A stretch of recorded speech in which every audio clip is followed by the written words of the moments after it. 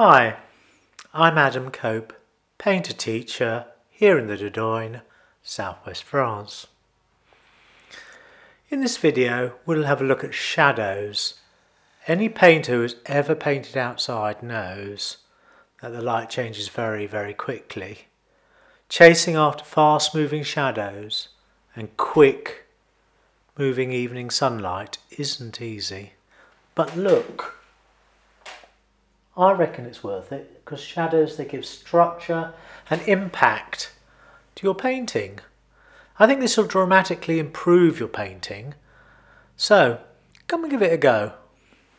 I want to share with you two techniques that will help you to paint shadows. First we'll look at shadow mapping, and then a recipe I called Paint All the Shadows First. I was painting in this field of grass stubble. Amazing evening sunlight we've had here this autumn, September, here in the Dordogne, and the sunlight was amazing. And I turned around and I couldn't believe it. There was this great long shard of evening light strafing right across the field. I thought to myself, cool, got to paint that. But it was moving so fast in front of my very eyes, I didn't know what to do. So I snapped up this reference photo and quickly scribbled this, noting where the light began, under the barn, and where it ended, off page, because it could go on for miles and miles and miles. This process of catching this position of the shadows is called shadow mapping, and we'll talk about it in depth in another video. Here's the shadow mapping. Look, I've stopped the sun so the shadows are more or less underneath the barn, and there's some interesting dappled light at the bottom of the painting. Working on a white primed ground, I've completed the underdrawing in yellow ochre. Now paint all the shadows first of all. Block them in one value only. Try and make this one value as true as you can. Tie the shapes together into big blocks. The eye gets disorientated if the shapes are all small and broken up. You can vary the values of the shadows later on, adjust their temperature and tweak their cast. But for now, simply block in the shadows in one generalized value. Next, the light patches in sunshine. Mix up a generalized value just as you did for the shadows and block it in. The bank of trees above are darker than the shadows. The barn is slightly lighter and bluer than the shadows.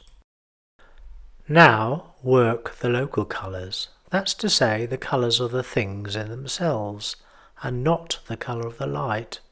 There's some bright, fresh green grass in the field, so I'm working some green into the shadows as well as into the sunny patches. And jump on to the finished painting. The clouds came over and the shadows became softer. Anyone who has ever painted on plein air will tell you that the sun moves very quickly, and that the light is never the same as the previous day. In this painting the sun was much brighter, so the shadows were stronger and the grass was much whiter. Now block in all the shadows. They make exciting shapes, abstract patterns. Before I block in the sunshine, I'm trying to judge what colour to use. Note how I'm calibrating my sunny mixes to the shadows by placing them side by side. There's a dab or two for the browny stubble and for the dry white grass under the barn. Now block in a generalised tone for the sunny patches, and next add some local colour of the green grass. Nuance the shadows. And after about 30 minutes of this process of calibrating light to dark, nuancing the shadows, nuancing the areas in sunlight, I finished the painting. By now the sunshine has a warmish, reddish cast. But note, the shadows haven't moved. They have been stopped and fixed in place. And that's why I like to paint all the shadows first. Next evening, next painting, same subject, but I've moved in closer to the barn, and I've started early before the shadows are in position. So, whilst I'm waiting, I've blocked in the dark trees above, getting ready for the shadows and anticipating the crazy fast chase after the quick changing light. Okay, now I've blocked in some of these dark bits here, and now I need to assess, are the shadows lighter or darker than the sky?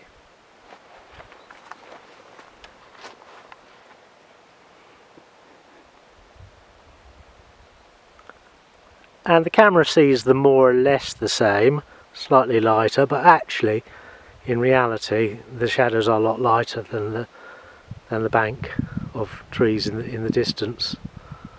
So let's rectify that by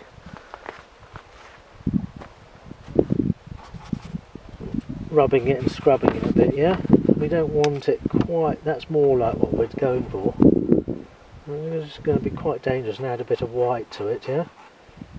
Because if you don't get the tones right to begin with and then you start adding too much white, you can end up in a right mess very quickly. So it's better to try and get them right to begin with before you start trying to lighten them up with white, yeah? You can do that by judging the dilutions. Now that's more like it. We've got a dark, a medium and a light, and that's what it is. But I see a lot more blue in this, so let's now go for a bit of temperature.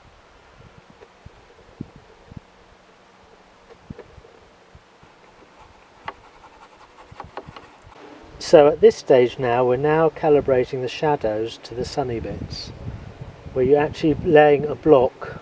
You can see that, should bring it up so you can see it. We're laying a block of shadow to light and comparing it against our darkest, which are up here. Okay, so this is how you key your colours. You add them fairly early on, side by side, to see what the relationship is.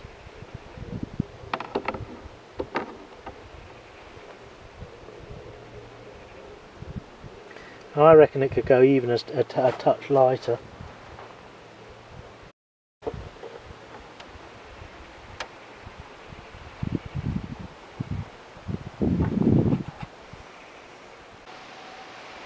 Right, now the shadows in the field are darker than the shadows on the wall side of the barn. So once we've got some blue on it, let's just establish that. Something like that. Maybe it's not as blue as that, but that's the right tone.